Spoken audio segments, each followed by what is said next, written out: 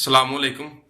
आज बेटा आज हम नाइन्थ क्लास की फिजिक्स का चैप्टर नंबर 2 जो है वो स्टार्ट करते हैं। उसका लेक्चर नंबर 1 जो है वो पढ़ेंगे, जो कि पेज नंबर 28 और 29 पर मौजूद है। और चैप्टर नंबर 2 का नाम है जी मैकेनिक्स।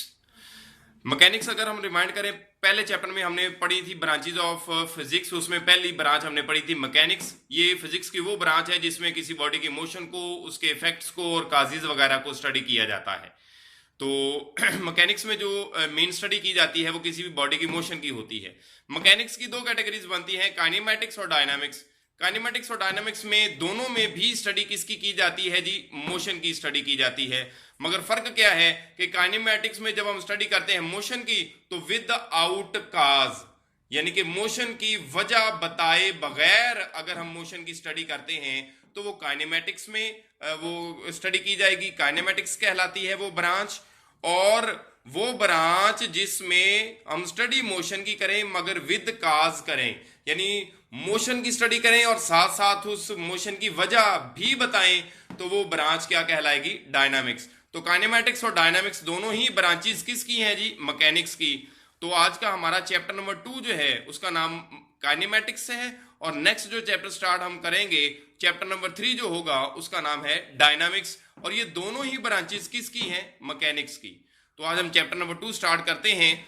काइनेमैटिक्स की सबसे पहले डेफिनेशन पढ़ेंगे। तो काइनेमैटिक्स जो है बेसिकली वो मैकेनिक्स की ब्रांच है। मैकेनिक्स की वो ब्रांच जिसमें मोशन के बारे में स्टडी करते हैं और विद आउट काज करते हैं, वो काइनेमैटिक्स कहलाती है। तो हम इसको डिफाइन यू कर सकते हैं, the branch of mechanics which is about the study of motion of an object without discussing the cause of motion is called mechanics, यानी कि is called kinematics, sorry. Mechanics की वो ब्रांच जो कि किसी बॉडी की मोशन को study करती है मगर उसकी वजह का जिक्र नहीं किया जाता उसमें, तो मैकेनिक्स की उस ब्रांच को हम क्या नाम देते हैं जी? काइनेमैटिक्स। ये बड़ा डेफिनेशन बन गई काइनेमैटिक्स की। उसके बाद दो टर्म्स आगे हम जो पढ़ेंगे वो है रेस्ट और मोशन।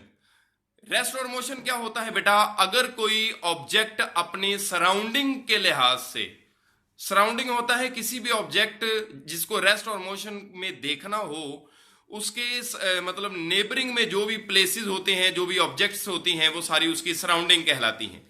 अगर कोई बॉडी अपने सराउंडिंग के रिस्पेक्ट अपनी पोजीशन चेंज ना करे तो हम कहते हैं कि वो रेस्ट में है।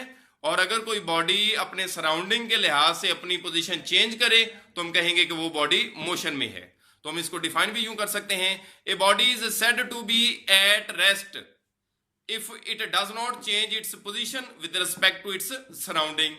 For example, passengers sitting in a moving bus are at rest with respect to each other, कि अगर कोई बस मूव कर रही है तो उसके अंदर जो पैसेंजर्स बैठे हुए हैं वो एक दूसरे के लिहाज से अपनी पोजीशन चेंज नहीं कर रहे, लिहाजा वो एक दूसरे के लिहाज से रेस्ट में होंगे।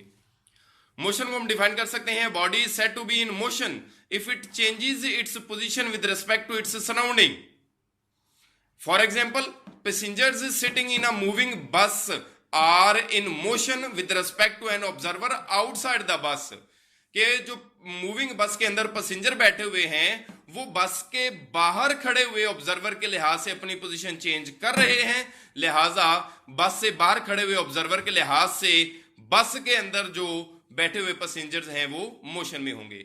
उसके बाद एक सवाल उठाया जाता है कि क्या रेस्ट और मोशन आपस में रिलेटिव हैं, या ये सवाल एक और अंदाज से देखा जा सकता है, क्या एक ही बॉडी सेम टाइम में रेस्ट और मोशन में हो सकता है? यानी एक ही बॉडी सेम टाइम में रेस्ट में भी हो, मोशन में भी हो, क्या ऐसा हो सकता है? तो इसका जवाब है जी, बिल्कुल हो सकता है। रेस्ट और मोशन जो है वो बेटा आपस में रिलेटिव हैं, यानी एक ही बॉडी सेम टाइम में रेस्ट और मोशन दोनों हालतों में हो सकता है।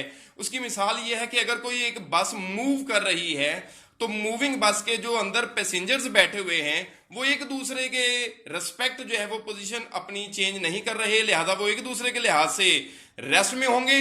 मगर वही पैसेंजर्स, मूविंग बस के वही पैसेंजर्स बस के बाहर खड़े हुए ऑब्जर्वर के लिहाज से मोशन में होंगे, यानी मूविंग बस के पैसेंजर जो हैं वो सेम टाइम में रेस्ट में भी हैं मोशन में भी है, इसलिए हम कह सकते हैं कि रेस्ट और मोशन जो है वो रिलेटिव टू ईच अदर हैं। Yes, rest and motion are relative to each other. For example, a passenger sitting in a moving bus is at rest with respect to other passengers in the bus.